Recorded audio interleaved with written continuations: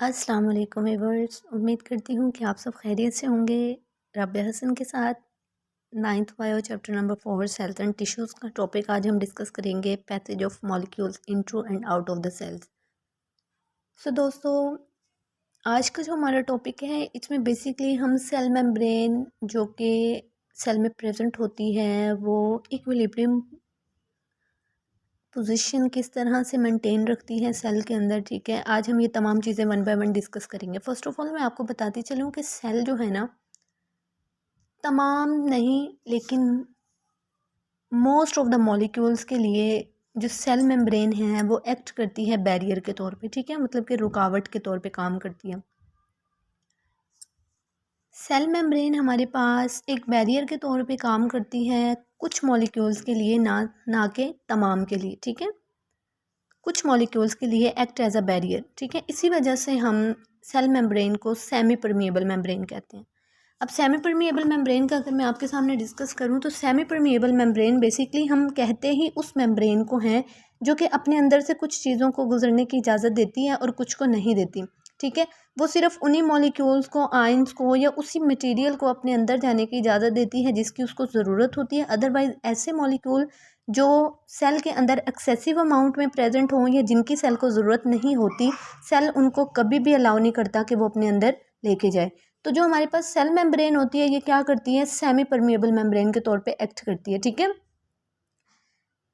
अब ये जो सेल मेम्ब्रेन होती है बेसिकली ये सेमी परमिएबल मेम्ब्रेन के तौर पे काम इसलिए करती है क्योंकि इसने सेल के अंदर के इन्वायरमेंट को और बाहर के इन्वायरमेंट को इक्विलिब्रियम पोजीशन में रखना होता है। ठीक है, इसने सेल के अंदर के इन्वायरमेंट को भी और बाहर के इन्वायरमेंट को भी बैलेंस में रखना होता है, इक्विलिब्रियम स्टेट में रखना होता है।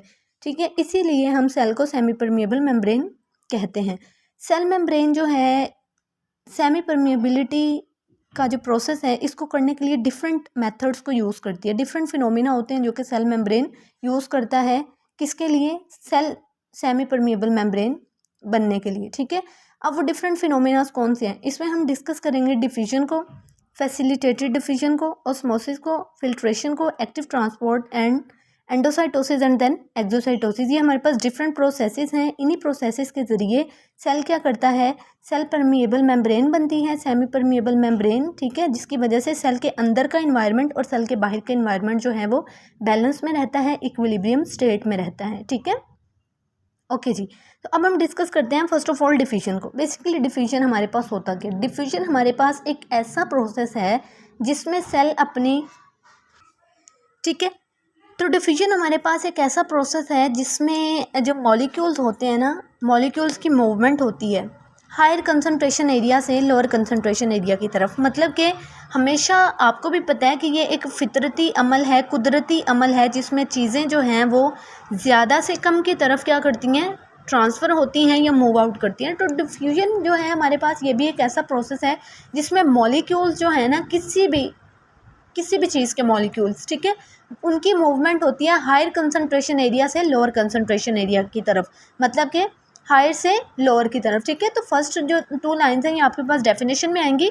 Diffusion is the movement of molecule from an area of higher concentration to the area of lower concentration along the concentration gradient. ठीक है, फॉर एग्जाम्पल जी, ओके जी, मैं आपको एग्जाम्पल देती हूँ, यहाँ पे मिसाल के ज़रिए समझाऊंगी।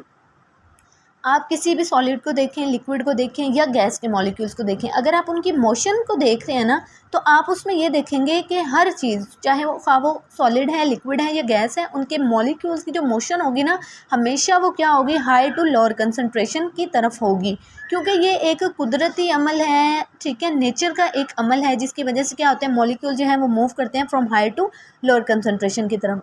ज़्यादातर जो मॉलिक्यूल्स होते हैं वो हायर से लोअर की तरफ ही मूव करते हैं। यहाँ पे मैं आपको एग्जांपल देती हूँ। फॉर एग्जांपल जी, आप देखें, मैं आपको बताती हूँ कि अगर आप वाटरफॉल देखें, ठीक है, आप किसी भी चश्मे को देख रहे हैं तो वो क्या होता है, ऊपर पानी ज़्यादा होता है, वो नीचे की तरफ बह रहा होता है। ठीक है, हायर टू लोअर, कहीं भी चीज़ ज़्यादा है ना वो हमेशा ज़्यादा से कम की तरफ जाएगी। फॉर एग्जाम्पल जी, आप एक रूम में एक स्प्रे करते हैं, ठीक है, आप एक रूम के कॉर्नर पर ना स्प्रे करते हैं, ठीक है, तो उस स्प्रे को आपने सिर्फ एक कॉर्नर पे किया है, होना तो ये चाहिए कि आपको सिर्फ उसी कॉर्नर से उसकी खुशबू आए या स्मेल आए। ठीक है, लेकिन क्या होता है कि कुछ या चंद सेकंड बाद ही क्या होता है जी, पूरे कमरे में उसकी खुशबू हो जाती है। ठीक है, फ्रेगनेंस आप कोई भी लगाते हैं, एक आप कॉर्नर में उसको प्रेस करते हैं, ठीक है, तो क्या होता है पूरे रूम में उसकी स्मेल हो जाती है। तो ये भी होता है कि गैस के मॉलिक्यूल्स भी जो हैं उनमें डिस्टेंस बहुत ज़्यादा होता है, इंटरमॉलिक्यूलर फोर्सेज जो हैं उनकी बहुत ज़्यादा वीक होती हैं, तो वो क्या होते हैं, स्प्रेड हो जाते हैं पूरे कमरे में। इसी तरह जी अगर आप सर्दियों में किसी से मुसाफा करते हैं, ठीक है, सलाम लेते हैं, आप देखते हैं जी बच्चों की है ना ये हरकत होती है कि आप देखते हैं ना किसी के हाथ गर्म है और आपके हाथ ठंडे हैं, तो आप उसका हाथ पकड़ के बैठ जाते हैं, ठीक है, आप इस तरह से ज़ोर से उसका हाथ ना अपने हाथ में दबा लेते हैं कि ओए तुम्हारा हाथ बहुत गर्म है और मेरा हाथ ठंडा है, तो मेरा भी गर्म होने दो। तो बेसिकली हो क्या रहा होता है, यहाँ पे भी ये प्रोसेस हो रहा होता है कि देखें, जब तक उसका हाथ गर्म है ना, आपका हाथ ठंडा है, तो उसके हाथ से निकल के जो हीट है ना वो आपके हाथ की तरफ मूव करेगी, ठीक है। इक्विलिब्रियम स्टेट में तब आएगा जब तक आपका हाथ उसके हाथ के टेम्परेचर के बराबर नहीं ना हो जाएगा, मूवमेंट चलती रहेगी, ठीक है।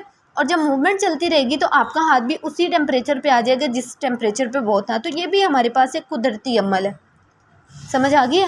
ओके जी, डिफ्यूजन जो है बेसिकली हमारे पास एक ऐसा प्रिंसिपल है, या आप कह लें प्रिंसिपल मेथड है किसी भी सब्सटेंस के मूवमेंट का एक सेल के अंदर, ठीक है। सेल मेम्ब्रेन के बाहर या सेल के अंदर डिफ्यूजन बेसिकली हमारे पास एक प्रिंसिपल मेथड है मूवमेंट ऑफ सब्सटेंसेस का। आप कार्बन डाइऑक्साइड को देखें, ऑक्सीजन देखें, ग्लूकोज देखें, ये तमाम जो है ये सेल मेम्ब्रेन क्या करता है, इनको क्रॉस कर देता है by the process of diffusion, अपने अंदर से गुजरने देता है डिफ्यूजन के प्रोसेस के थ्रू।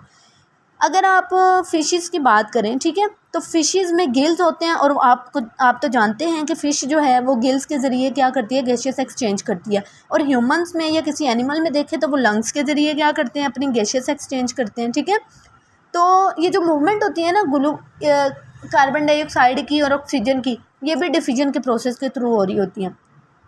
अगर आप स्मॉल इंटेस्टाइन में ल्यूमन से जो ग्लूकोज की मूवमेंट जाती है ना ब्लड कैपिलरीज, विलाई की ब्लड कैपिलरीज में, या विलाई की ब्लड कैपिलरीज में, तो ये भी हमारे पास एक डिफ्यूजन का मेथड है। इसमें क्या होता है, हमारे पास ग्लूकोज मॉलिक्यूल्स मूव कर रहे होते हैं स्मॉल इंटेस्टाइन ल्यूमन से into the blood capillaries of villi, ठीक है, विलाई की ब्लड कैपिलरीज में मूव कर रही होती हैं स्मॉल इंटेस्टाइन से हमारे पास ग्लूकोज के मॉलिक्यूल। तो ये भी एक डिफ्यूजन का प्रोसेस है। बेसिकली डिफ्यूजन का प्रोसेस है ना, ये हमारे पास इसमें एक्सपेंडिचर ऑफ एनर्जी नहीं होता, ठीक है, इसमें एनर्जी यूज़ नहीं करनी पड़ती, ये कुदरती प्रोसेस है जो खुद ब खुद होता रहता है। इसमें सेल को अपनी एनर्जी एक्सपेंड नहीं करनी पड़ती, खर्च नहीं करनी पड़ती, ठीक है। इसी वजह से हम इसको पैसिव ट्रांसपोर्ट भी कह सकते हैं। पैसिव ट्रांसपोर्ट बेसिकली वो प्रोसेस होता है जिसमें किसी भी सेल को अपनी बजाते खुद एनर्जी को खर्च ना करना पड़े, एक्सपेंड ना करना पड़े, ठीक है। तो ये था हमारे पास डिफ्यूजन। उसके बाद आ जाता है फैसिलिटेटेड डिफ्यूजन। फैसिलिटेटेड डिफ्यूजन देखिए है तो डिफ्यूजन ही, प्रोसेस डिफ्यूजन है, लेकिन इसमें वर्ड एडिशन हो रही है फैसिलिटेटेड डिफ्यूजन। अब फैसिलिटी का मतलब होता है सहूलत, मतलब कि एक सेल के अंदर एक नई सहूलत आ गई है, एक नई सहूलत आने की वजह से हमने उस डिफ्यूजन के प्रोसेस को नाम दे दिया फैसिलिटेटेड डिफ्यूजन। इसमें भी सेम चीज़ होती है, हायर टू लोअर कंसनट्रेशन ही मॉलिक्यूल्स की मूवमेंट होती है, लेकिन बाय अ फैसिलिटी, ठीक है। इसमें क्या होता है, एक फैसिलिटी प्रोवाइड कर दी जाती है। अब यहाँ पे मैं आपको बताती चलूँ कि कुछ मॉलिक्यूल्स होते हैं जो कि सेल मेम्ब्रेन में डिफ्यूज़ नहीं हो रहे होते, ठीक है। वो क्यों, या तो उनका साइज़ बड़ा होता है या फिर उन पे चार्जेस होते हैं। अब सेल जो होती है ना, जो सेल मेम्ब्रेन होती है वो एक्ट करती है as a semipermeable membrane. मैं आपको पहले बता चुकी हूँ, क्योंकि उसने सेल के अंदर और बाहर के एनवायरनमेंट को इक्विलिब्रियम में रखना होता है। लेकिन कुछ सेल जो हैं वो सेल की मेम्ब्रेन को पास आउट नहीं कर सकते, उसमें इजीली डिफ्यूज़ नहीं हो सकते। दो रीज़न होती है, या तो उनका साइज़ बड़ा होता है या फिर उन पे चार्ज होता है, मतलब कि चार्ज पार्टिकल्स होते हैं। तो इन चार्ज पार्टिकल्स को या इन साइज़ के जो इशू आ रहा है ना, इनको हल करने के लिए सेल मेम्ब्रेन के अंदर प्रोटीन के मॉलिक्यूल्स होते हैं जो कि एक्ट करते हैं एज अ फैसिलिटी, ठीक है। जब भी किसी मॉलिक्यूल ने जाना है अंदर या किसी चार्ज पार्टिकल ने जाना है तो वो ट्रांसपोर्ट होते हैं प्रोटीन के ज़रिए, ठीक है। जब वो ट्रांसपोर्ट होते हैं प्रोटीन के ज़रिए तो वो सब्सटेंस क्या करता है, हायर से लोअर कंसंट्रेशन की तरफ मूव कर जाता है। इस प्रोसेस को हम कहते हैं फैसिलिटेटेड डिफ्यूजन। थर्ड लाइन में आप देखें जी, when a transport molecule moves substance from an area of higher concentration to the area of lower concentration, this process is called facilitated diffusion, ठीक है। ये डेफिनेशन है, यहाँ पे उन्होंने रीज़न बताइए। एग्जांपल आप कर लें कि many molecule do not diffuse freely across cell membrane because of their size और चार्ज, ठीक है। ये रीज़न है क्योंकि उनके साइज़ बड़े होते हैं या फिर उनके ऊपर चार्ज होता है, ठीक है। तो ये जो फैसिलिटेटेड डिफ्यूजन है बेसिकली ये भी हमारे पास पैसिव ट्रांसपोर्ट में हम इसको इंक्लूड कर सकते हैं। क्यों? क्योंकि जी ये भी एक कुदरती अमल है, हायर टू लोअर मूवमेंट है, और इसमें भी एनर्जी जो है वो एक्सपेंड नहीं हो रही, खर्च नहीं हो रही। जैसे कि आप देख लें मूवमेंट ऑफ आयंस को देख लें सेल के अंदर और बाहर, ठीक है। उसके बाद यहाँ से जी डायग्राम को आप देखें, डायग्राम से आपको ज़्यादा क्लियर समझ आ जाएगी। ये डायग्राम है आपके पास, ठीक है। ये देखें जी, ये हमारे पास क्या थी, लिपिड बाय लेयर थी, लिपिड की एक ऊपर लेयर है एक नीचे लेयर है, ये लिपिड बाय लेयर है। दरमियान में हमारे पास क्या है जी, ये जो मॉलिक्यूल येलो से आपको शो किए गए दैट इज़ कॉल्ड प्रोटीन्स, ठीक है। यहाँ पे हमने इनको ट्रांसपोर्ट प्रोटीन्स का नाम दिया। अब यहाँ से देखें जी, फैसिलिटेटेड डिफ्यूजन यहाँ से हो रही है इन प्रोटीन्स के थ्रू। ये जो मॉलिक्यूल जो कि आपको स्टार की फॉर्म में शो करवाए गए हैं, ये अंदर जा रहे हैं इस प्रोटीन के ज़रिए, ठीक है। तो इसको इसीलिए हमने ट्रांसपोर्ट प्रोटीन का नाम दिया। और अगर आप सिंपल डिफ्यूजन में देखें तो वो लिपिड लेयर से निकल रहे हैं, ठीक है। ये मॉलिक्यूल जो कि ब्लू डॉट से आपको शो करवाए गए हैं वो लेयर टू लेयर हो रहे हैं, मतलब कि सेल मेम्ब्रेन के अंदर से हो रहे हैं। लेकिन जो सेल मेम्ब्रेन के अंदर से नहीं हो सकते, या तो साइज़ बड़ा होने की वजह से या फिर उनके ऊपर चार्ज होने की वजह से, तो वो क्या करते हैं, फैसिलिटी को लेते हैं, ठीक है। प्रोटीन के ज़रिए क्या करते हैं, सेल के अंदर और बाहर मूव करते हैं। ओके जी, थर्ड वन टॉपिक है हमारे पास ऑस्मोसिस।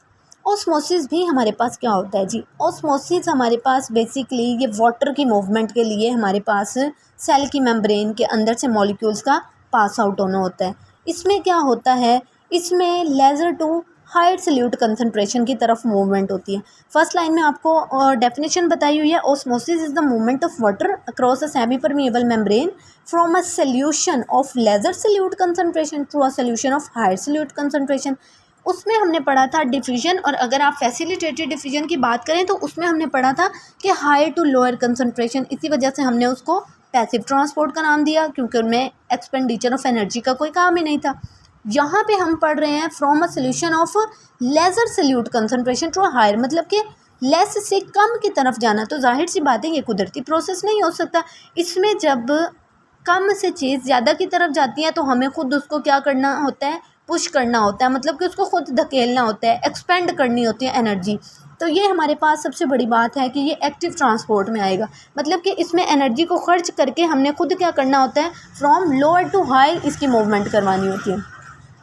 ऑस्मोसिस के रूल्स है ना, हम बेसिकली ऑस्मोसिस के जो रूल्स हैं हम टोनिसिटी का जो कंसेप्ट है ना उसमें पढ़ेंगे। टोनिसिटी के जो सॉल्यूशंस है ना उस कंसेप्ट के थ्रू मैं आपको ऑस्मोसिस की एग्जांपल दूंगी, उसमें हम क्लियरली इसको डिस्कस करेंगे, ठीक है। अगर आप टोनिसिटी का यहाँ पे पूछते चलें तो हमारे पास ये वो कहते हैं rules of osmosis can be best understood through the concept of tonicity of solution. अगर आप ऑस्मोसिस के असूलों को समझना चाहते हैं तो ये जो टोनिसिटी ऑफ सॉल्यूशंस का कंसेप्ट है इससे आपको बेस्ट समझ है। अब वर्ड यहाँ पे आता है टोनिसिटी, सवाल पैदा होता है व्हाट इज़ टोनिसिटी। तो बेसिकली टोनिसिटी हमारे पास क्या है, ये हमारे पास रिलेटिव कंसंट्रेशन होती है सल्यूट्स की किसी भी सल्यूशन के अंदर, ठीक है। एक सल्यूशन के अंदर जो मौजूद सल्यूट की कंसंट्रेशन है उसको हम कहते हैं टोनिसिटी। यहाँ पे उन्होंने 3 चीज़ें हमें बताई हैं, हाइपरटोनिक सॉल्यूशंस के बारे में बताया, ठीक है।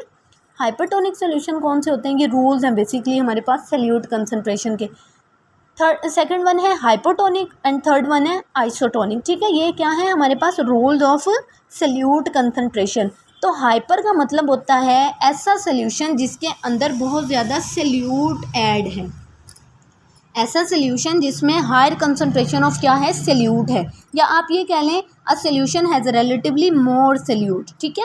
हम कहते हैं ना हाइपरटेंशन हो रही है या फिर हायर ब्लड प्रेशर, जैसे हम कहते हैं कि मतलब कि बीपी हमारा हाई हो रहा है, इसी तरह आप उससे इसको याद कर सकते हैं कि हाइपर का मतलब है ज़्यादा सल्यूट का होना, किसी भी सल्यूशन में सल्यूट की मिकदार ज़्यादा होनी। और हाइपोटोनिक क्या होगा, लेस सल्यूट होगा। ऐसा हमारे पास सल्यूशन जिसके अंदर हमारे पास क्या है, लेस सल्यूट है। और आइसोटोनिक, आइसो का मतलब होता है इक्वल या सेम, ठीक है। तो ऐसा सल्यूशन जिसके अंदर हमारे पास इक्वल कंसंट्रेशन होती है सल्यूट की और सॉल्वेंट की। आप लोग जानते हैं कि सॉल्यूशन हमारे पास क्या होता है, सॉल्यूशन बेसिकली हमारे पास 2 चीज़ों से मिलके बना है, number 1 solute and number 2 solvent. Solvent होता है हमारे पास लिक्विड चीज़ और सल्यूट होता है जिस चीज़ को हम उसमें ऐड करते हैं। और जो हम सॉल्यूशन बनाते हैं बेसिकली हमारे पास सॉल्यूशन जो होता है ना, हर सॉल्यूशन में सल्यूट कम होता है, सॉल्वेंट ज़्यादा होता है। लेकिन अब ये सॉल्यूशन के लिहाज से ही उन्होंने हमारे पास सल्यूट कंसंट्रेशन के रूल्स दे दिए हैं कि 3 होते हैं, hypertonic and isotonic.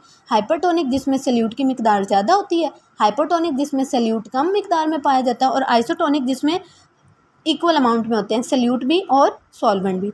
So guys ये था हमारा आज का टॉपिक। इंशाल्लाह मिलते हैं हम अपने नेक्स्ट टॉपिक जिसमें हम डिस्कस करेंगे टोनिसिटी को, ठीक है, concept of tonicity of solution, जिसमें हम डिस्कस करेंगे water balance problem. So guys I hope so कि आप लोगों को ये लेक्चर पसंद आया है, आप लोग इसको बहुत अच्छे तरीके से समझ पाए हैं। सो प्लीज़ गाइस आप चैनल को सब्सक्राइब करें, वीडियोज़ को लाइक करें, बेल आइकन को प्रेस करें ताकि आने वाली वीडियोज़ आप तक पहुँचती रहें। और तब तक के लिए फ़ी अमानिल्लाह, मिलते हैं नेक्स्ट लेक्चर के साथ। दुआओं में याद रखिएगा। अल्लाह हाफिज़।